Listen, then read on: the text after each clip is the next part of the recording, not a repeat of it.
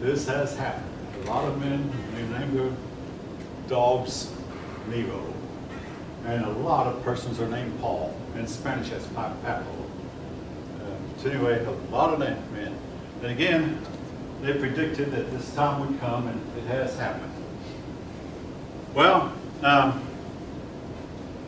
the people finally stood Nero as long as they could. Yeah, by the way, the Christians started meeting in catacombs.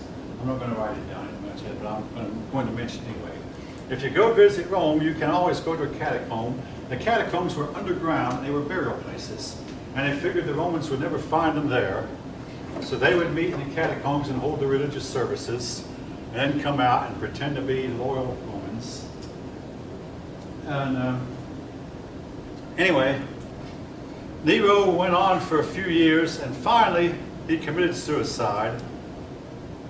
And as he stabbed himself, he says, "What an artist dies in me. The world is losing a great musician because it's losing me." All right. These emperors of the Julio-Claudian dynasty, though, tended to take more and more power from the Senate and put more and more power in the hands of the emperor. And the result was, after a while, the pretense of having been appointed was not even attempted. They actually were hereditary rulers, even though a lot of times they did not pick their sons, their biological sons, be the ruler. They'd pick a talented young boy whom they would adopt and bring up and train for the job. And this worked, at least for a time. Now we come to a group of men called the Five Good Emperors.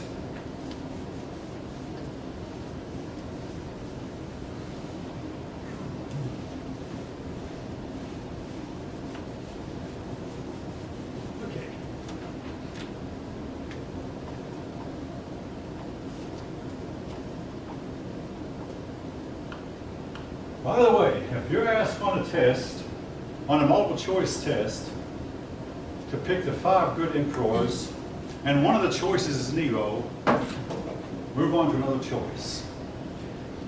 Nero is not considered a good emperor. No, not Nero. Anyway, Nerva, Trajan, Hadrian, Antonius Pius, and Marcus Aurelius.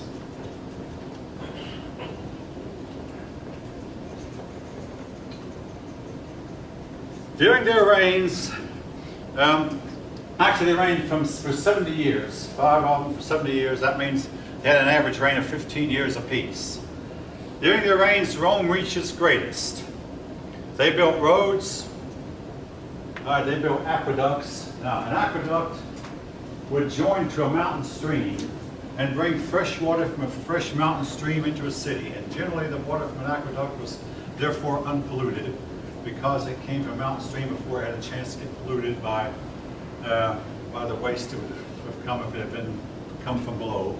But aqueducts, now some of the aqueducts were so well built, well, that with a few repairs down through the millennia, they still are in service to this day.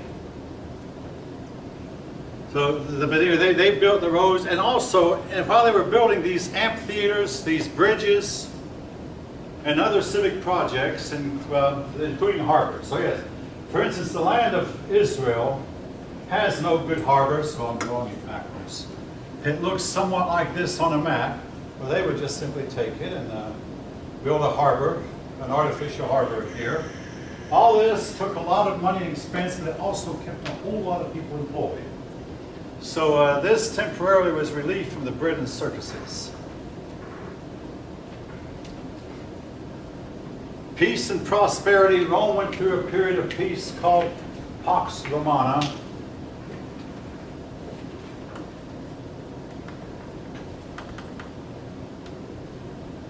Peace and prosperity.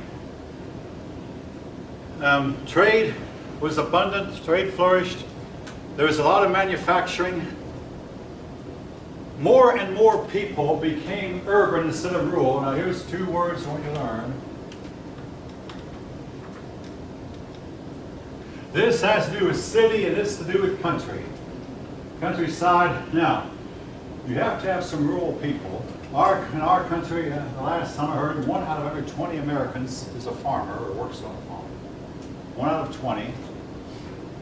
Throughout most of history, it's been 90%. But the more people you get off the farm and into the factory, and again, to have factories, you have to have cities, you have to have people living close to the factory. Even in our time with automobiles, people tend to live close to the place where they work.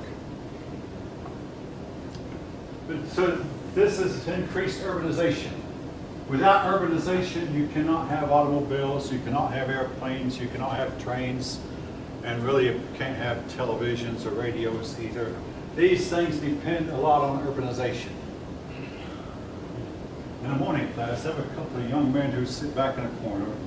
I think they're kind of a liberal persuasion who tried to tell a few of us, including me, that scientific progress is slow, slow, slow. But actually, once it starts, it goes an accelerated pace upward. But the natural order of things, I want to iterate, the natural order is downward and not up. They tried to say that, try to tell the natural order of things was towards from lower to higher. No, the natural order is from higher to lower. And I want to remind you, something I said earlier, all this electrical stuff that we have today could be lost in one split second if the right sun's flare hit us, or if North Korea or one of our enemies pushed the right button and sent an atomic spike. Not an atomic bomb, just a big electrical spike throughout the United States that would destroy all of our solid state devices. The old vacuum tube radios would not be hurt, but how many of you have a vacuum tube radio in your house? I do. Oh, you do? All right, good for you. Good for you. A few of you. Most of you, I'm afraid, don't even know what a vacuum tube is. Those were the old days. Yeah, in some ways, those radios were better than ours. Something, though, that I must say about the politics of the time. All of these emperors were adopted by the prefects. Maybe not Nerva, but Trajan and Hadrian, Antonius, Marcus Aurelius were all adopted. And they would pick the most promising young boys, which would have come from the nobility, because only the nobility had a chance to rich enough to educate their sons. They picked the most, you might say they picked the one with the best grades, or maybe the one who was the best looking, the one who looked like he could lead. But unfortunately, the relationship between each one of them, from the emperor to the successor, was homosexual. Again, this was the way politics was run at the time. There are rumors that Julius Caesar got his promotions in the army by entering into homosexual liaisons with his superiors. You cannot actually prove that, but it was told at the time while he was alive, and some people believe it since. I had a student do a paper on it one time, and the student believed it without question. When I looked it up, I found it was questionable, but this was, again, largely the way politics was run at the time.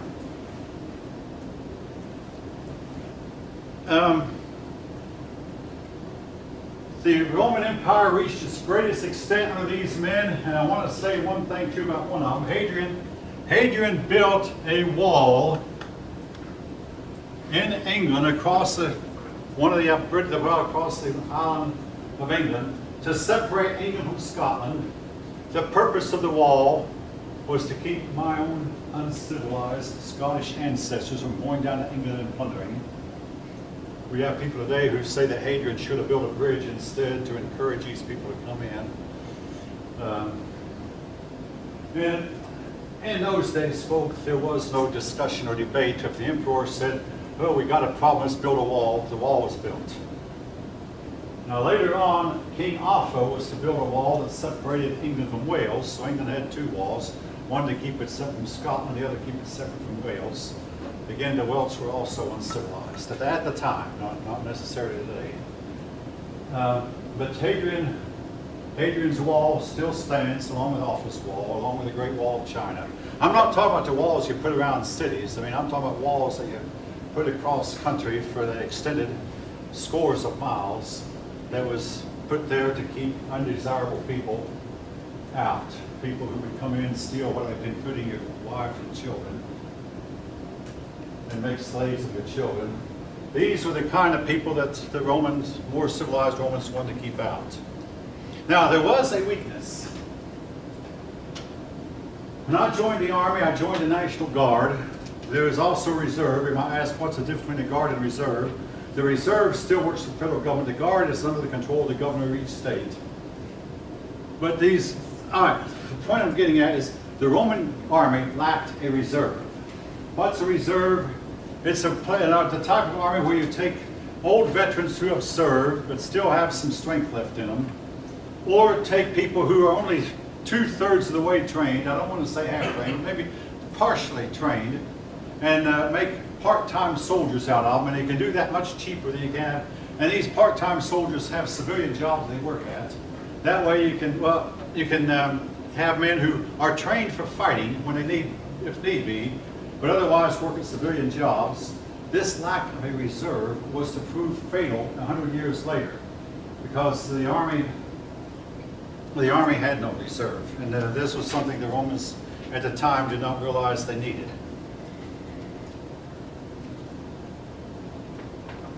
The Roman Empire is estimated to have had a population of more than 50 million, and again, we do have some of the records. They took censuses, and in fact, if you ever read the Christmas story, there was a census taken during the reign of Caesar Augustus that forced Jesus' parents to go to Bethlehem in order to pay the tax. Everybody went back to his home village to be taxed. So again, this was done from time to time, but we believe that the Roman Empire during this time had a population of more than 50 million. The empire declined from 50 million to 30 million in just a few generations' time. Why? All right, I've said this to every class I've taught for years.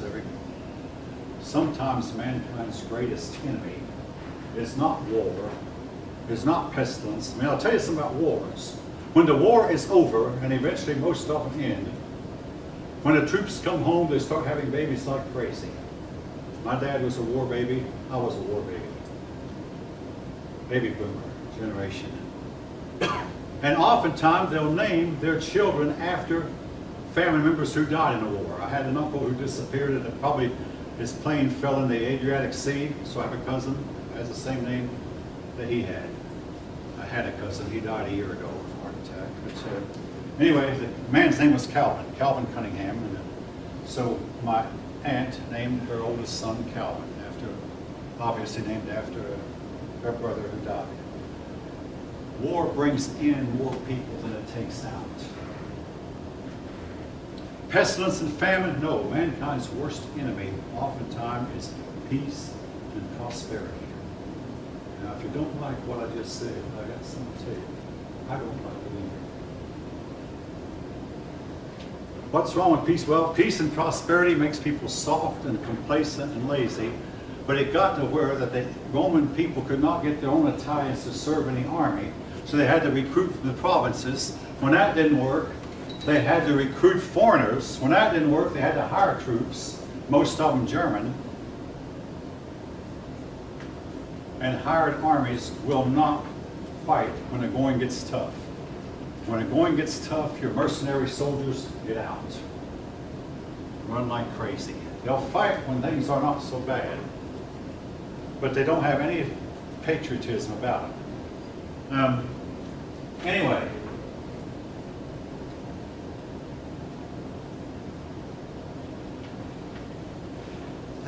as time went on, there's a big gap that developed between the rich and the poor. The gap had always existed, but there's a saying, the rich get richer and the poor get poorer. There is a lot of truth in that. Now today we have labor unions that help see that the common person gets a bigger share of the pie. But again, the rich keep getting richer, the poor get poorer. Eventually it got so bad that even your governing people, there were people, the Italian men didn't even want to take up governing jobs, so government positions had to be given to people in the provinces, and eventually the government positions were even given to foreigners and not given to Italians at all. All this was part of the problem that the Romans were having. So in other words, the seeds of Rome's destruction were there even while during the time of the reign of the good emperors.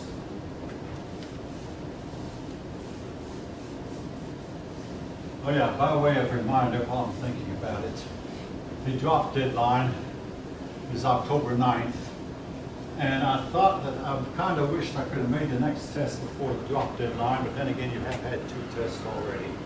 But the drop deadline is October 9th, the day before next test, so keep that in mind. I don't think I'm talking to any, none of you, I'm guessing none of you intend to drop. The ones who have a few classmates who aren't coming to class. I don't mean to sound, but I wish they would drop, because if they don't, I'm going to have to give them an F in the semester. Keep that in mind. If you decide not to come to class, go through the formality of dropping. Otherwise, what can I do? Now this is college. I'm not going to go out and beg you to come back. I don't feel like that's part of my job. You're adults now. All right. Hopefully, yeah. All right. Now, the Roman culture. We're going to leave the political history for a while and get into the cultural and religious history and intellectual history. Roman culture became more and more Greek as time went on. A lot of Romans welcomed the Greek, but a lot of Romans resisted the Greek, particularly when Rome's morality started declining. They blamed their decline on the Greeks. They said, well, we did not have so many homosexuals to let these Greeks in, and now there's more of that. We did not have so much divorce until we let those Greeks in, and now we're having more of that. It wasn't just the homosexuals, but also the Greek women had the attitude that we're more independent, and the Roman women wanted to become independent also.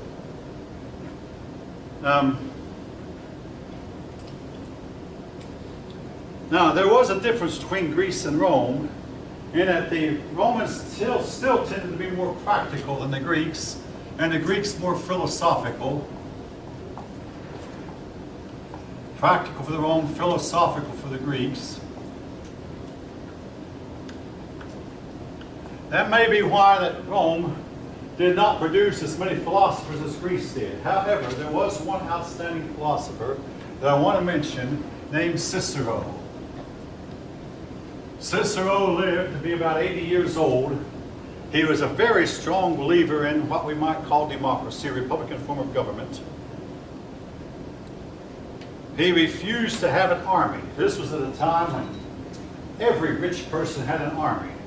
Now, folk, can you imagine what it would be like if every rich man, every billionaire had an army, if Ted Turner had his own army, and Donald Trump had his own army, and needless to say, these armies would sometimes clash with each other. Well, Donald Trump's president, he does have an army, but only, again, Cicero said only the state should have an army and private citizens should not. It has been said that when Cicero spoke in the Senate, that Julius Caesar trembled. Now, you might ask, was Julius Caesar paranoid? I had a woman ask me that one time. Perhaps so. But also, here's some of the things that I believe Cicero would have said. He has said something like, persons who take over the government against the will of the people can expect to take the consequences. Julius Caesar would be trembling a little bit. Persons who have their own army, when only the state should have an army, can be expected to suffer the fate of those who take charge among democratic people. Julius Caesar would sit there trembling a little bit. He had been doing everything. He knew that the remarks were directed at him. Julius Caesar had reason to fear because, he was eventually knifed to death. But Cicero, it was, he finally was exiled. Then he died in exile in an old age. And again, if he had had an army, perhaps his army could have fought and protected him. But he did not believe he should have. But eventually he was kicked out, particularly after Julius Caesar kicked him out. Now here's a little story that a certain emperor, I don't remember which one, but an emperor later noticed his son reading something. When the emperor walked in the room where his son was, the son shuffled the book he was reading under his and kind of sat on it. The emperor said, "Son, let me see what you're reading." Dad, really? Yeah. This is the son. Let me see what you're reading. So the boy finally pulled the book out and showed it to his father. The boy was reading Cicero.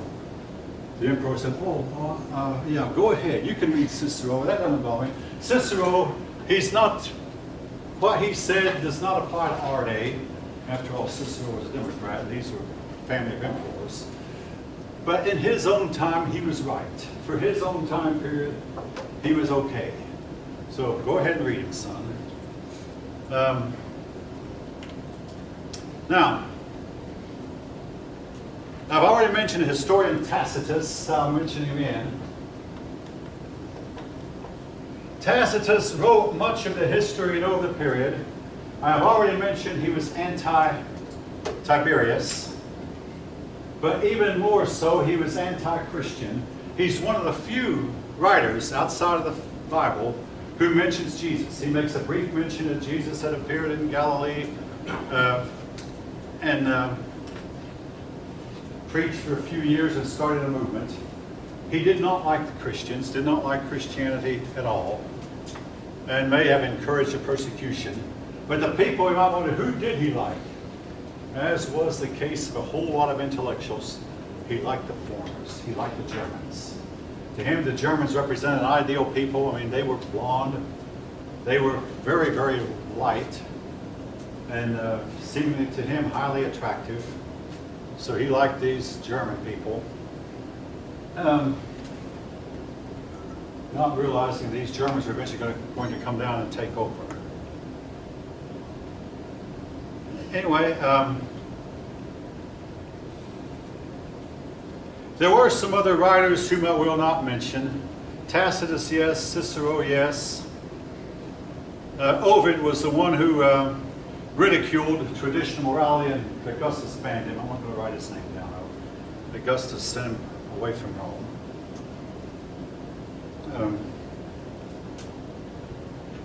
All right. Now, the Romans excelled in certain art features, particularly the arch.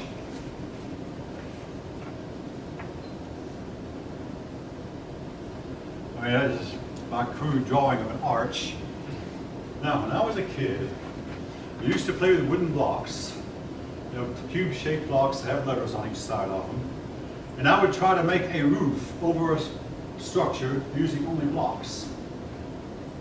You might want to try this sometime. Then when I grew up and I was in my 50s, late 40s, early 50s, I had children. And we'd be by a set of blocks for them, or they'd be given blocks by their grandparents. And I'd try the same thing, make a block roof. It can be done, but you've got to arrange the blocks in a certain way, particularly gradually move each block more toward the center, and over here moving toward the center. It can be done. The Romans' arch used stone for the top. And I don't mean as a stone slab, I mean the stone blocks, just like I was trying to do with my toy blocks. The Romans also excelled in the dome, and today I believe the capital of every state has a dome. Now, submarines are often circular in shape, or a shape that resembles a circle. Maybe some of them are elliptical in shape, because this is you may know, this is a very strong geometric figure that can take a lot of pressure. Be careful. Now, let me tell you, what I'm about to tell you does not always work. When I was in the 7th grade, our junior high science teacher said you could take a hen egg, an ordinary hen egg. Of course, if you hit it on the edge, you'll crack it. It's got thin. But if you take and cup it in your hand, the palm of both hands the right way, and squeeze, you'll never crack it unless it has a weak spot. Why is that? Because each part of the egg holds the rest of it in place. Just like in a circle, you can get a circular submarine and put it really, really deep underwater, and each side of the submarine will help reinforce the other side to where it'll be really difficult to crush that submarine. Again, the dome is the same way. The dome is a strong geometric figure. The arch also is.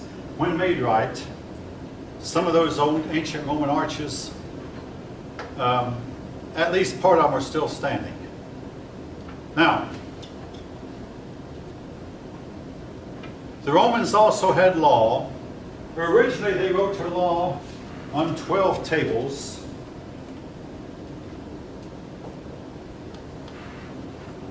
No, the 12 tables was not where they partied from.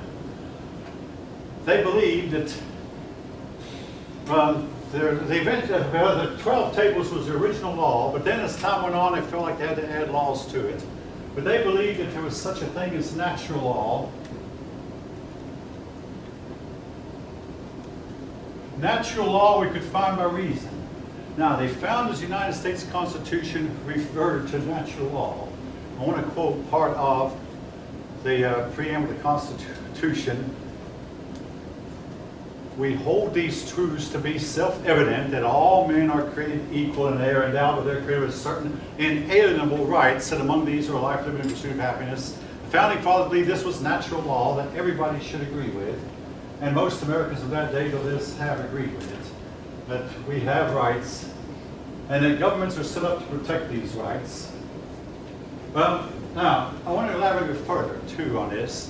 When World War II ended and Germany was defeated, the victorious side did something that had never been done in history. They went in to punish the Nazis. It was called the process of denazification. And they were using, they were saying, hey, there's such a thing as natural law, and these people had violated natural law that all humans are under. Never mind, they'd obeyed it. Said that they violated natural law.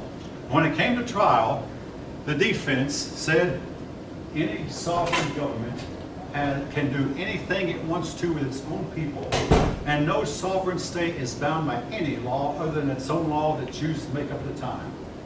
The prosecution was so taken aback by this defense that they called for a recess, and they recessed for several minutes to discuss how do we answer a defense like this. They were not expecting it. In other words, the defense was saying there's no such thing as natural law, and any government can treat its own citizens or people living in its own territory any way it wants to without any constraints. Natural law. When we finally caught Saddam Hussein, he was hung for violating natural law. He had killed 6 of his own people without what we call due process. Some of them had committed crimes that maybe they should have been killed for, but still, no due process. No due process meant that Saddam Hussein was guilty of atrocities. But they believed that rational thinking would help us determine natural law. All right. The family. Originally, the family was dominated by the father. The man was a head. But as time went on, the family life was undermined due to several things. I already mentioned how the wars became longer, and men were expected to stay in the army longer and stay far away from home. And during this time, their wives took over. And also the influence of the Greeks. As I've already mentioned, this did a lot to possibly weaken the influence of the Paddock family. At first, a father, if he wanted to, could kill any one of his children who strayed too far from the father's rules. As time went on, this practice was outlawed. But King Herod, who was ruler over Judea for several years, killed 3 of his 6 sons. And Caesar Augustus, he signed the last executive orders